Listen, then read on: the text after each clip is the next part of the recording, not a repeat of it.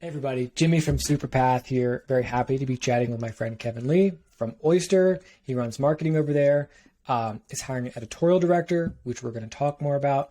But first, Kevin, for folks who are not familiar with you and with Oyster, could you intro yourself and tell us a little bit about the company? Absolutely. Yeah. So I lead marketing at Oyster. Previous to Oyster, I had stood up the marketing team at Poly, which is a team engagement app that lives in Slack, Microsoft Teams. And then I spent a bulk of my career at Buffer, kind of building up the content engine there, and then transitioning into a VP of marketing role and helping them grow. So happy to be at Oyster now. It's when I joined, we were around 50 people, I think, and now we're closer to 200. Oh, wow. So we've grown fast over the last many months. And so we've seen that across the board, especially on the marketing side. So we are now a marketing team of 15. Oyster is a product, so we are in the HR tech space, and we help companies hire great people from anywhere in the world. So lots of companies, almost every company is going at least partially distributed remote these days, it seems. And so our software really enables that transition for companies. So we're seeing a lot of attention and demand for it. That's really cool. And did I read that Oyster has raised a Series A and a Series B in the last 12 months? We did. Yeah, we raised Series A in February, Series B in June. So that's a busy. C is probably around the 50 corner. to 200 people. There's a lot going on. That's cool. I mean, that speaks to what I imagine is a great product, solving an important problem, especially like right now, seems very pertinent. Yes. How is your marketing team broken up? Like, is there an existing content team in place? Do you have performance marketers, demand gen? Like, what else is going on there? Yeah, we've got all sorts of cool stuff. So we divide into 5 different functions. We have product marketing, growth marketing, content, amplification, and brand. And amplification for us is maybe more synonymous with the traditional brand marketing function. So they're goaled around raising brand visibility and brand affinity. It's channels like social media, events, PR, partnerships, etc. When I first heard amplification, I thought, oh, great, someone will write the content, this team will go and promote it for me, and I don't have to worry about it. But it's not exactly that. And so our content team, then, they're the ones who oversee our blog, our hiring guides, email content.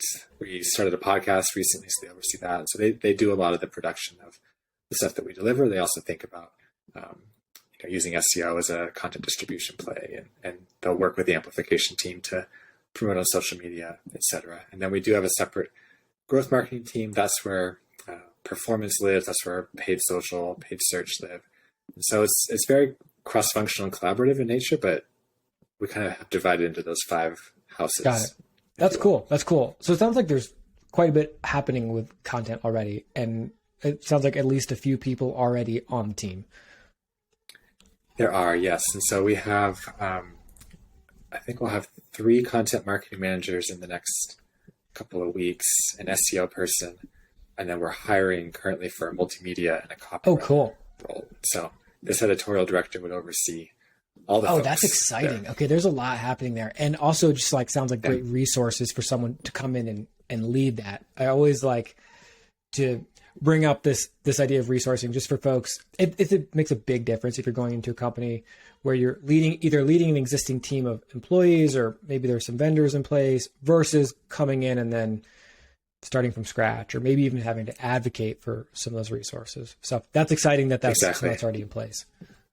Yeah, content is very important to us, both from the business side, we believe in a content marketing strategy to get us where we want to, but also from that more creative category creation brand side of things too. So the kind of a blue ocean for what you want to dream up on the content side. Really cool. Really cool. And so the role is for an editorial director. So this person, when I hear that title, a few things come to mind. It's sort of a jack of all trades.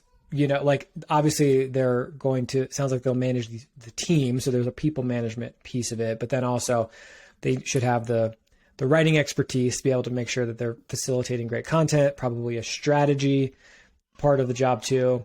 Does that all sound accurate? Is there more that they should be kind of prepared to handle? Yeah. So we were very intentional around choosing editorial director as the title.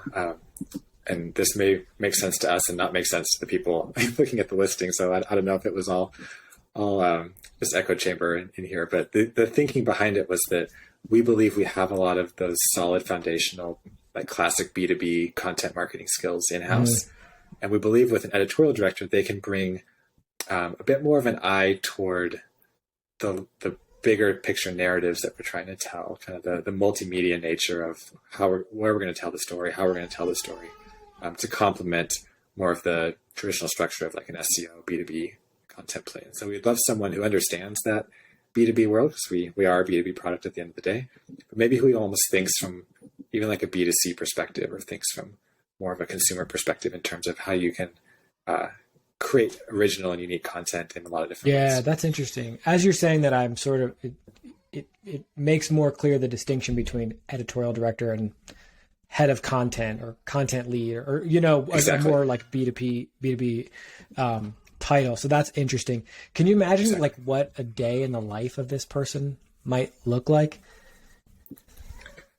Yeah, I mean, you'll have a lot of folks to manage. There'll be a management piece, maybe like a third of your time managing.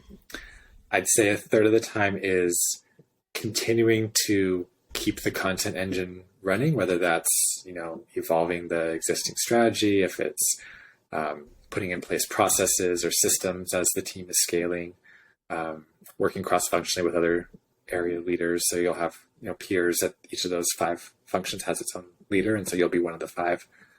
So that's a third of your time. Then the other third, I would love for that time to be spent kind of thinking creatively about what can we do next that will get us where we want to go? How can we kind of get ahead of the strategies that we need to put in place today to get us where we want to go tomorrow? So kind of that big picture thinking would be the third. Right, bucket. Right. I love it. Do you have a sense for who this person is, or maybe what they've been up to over the last couple of years that will have prepared them well for this role? What a great question. I think that this person will really enjoy scale and have experienced it in whatever form that might have taken, if it's, leading a 1 million a month blog, if it's standing up a huge newsletter list, if it's building a podcast from scratch that has seen some really good traction, but someone who understands how to get to scale and appreciates and enjoys operating at scale, I think would be great. From a background perspective, we're not super tied to like a strict B2B work history. Like if this person comes from a D2C brand, that can be really interesting. If they come from maybe an agency background that has worked adjacent to B2B in the past, I think they need to have like a perspective on B2B, but don't necessarily have to come from your Shopify, et cetera. Although we'd love someone from Shopify too. So I think like we're not particular about it needing to be within our industry, but we're open to have some fresh perspectives. Okay, cool. Love it. And then as folks are applying, are there like specific things you might look for? I mean, I assume that you're asked for writing samples or cover letters and kind of those basic things. Are there any things that you're sort of like keeping your eye out for that would kind of make you say like, oh, this person looks like they'd be good? Yeah. I mean, I think we do want someone who brings a unique perspective. And so whether that's how you present yourself in your cover letter or your resume, just kind of showing maybe a breadth of experience when you're calling out specific examples or pointing to different achievements that you've had over the past. So that's one thing. I think another thing is that we are a very mission-driven company. And so if our mission resonates with you, that'd be great to hear in kind of the application. And, you don't have to be a global employment expert, but, if the concept of creating a more equal world through making opportunity everywhere for folks is appealing, like we'd love to know that side of you as well. So I'd say those are probably the 2 biggest things that will stand out to us, like a unique set of skills and achievements, and then a alignment with what we're trying to achieve. Cool. I love it. I apologize for the squealing bass in the background. It's all right. Is there anything else about this role that you kind of want to mention, or that I should have asked you that I didn't? We're open to anyone from anywhere in this role. So this role will report to me.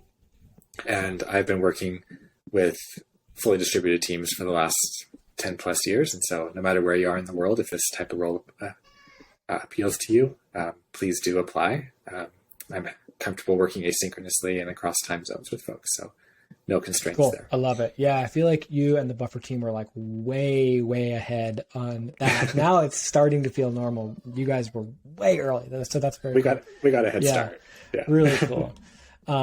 Okay, cool. Kevin, really appreciate it. It's awesome for our folks to see a face, hear a voice, learn more about Oyster and the role itself. So can't thank you enough for doing this. We'll be sharing this around the Slack channel and email newsletter and all those spots, and hope to send some good folks your way shortly here. Sounds great. Thanks so much, Jimmy. Yeah, Appreciate it. take care.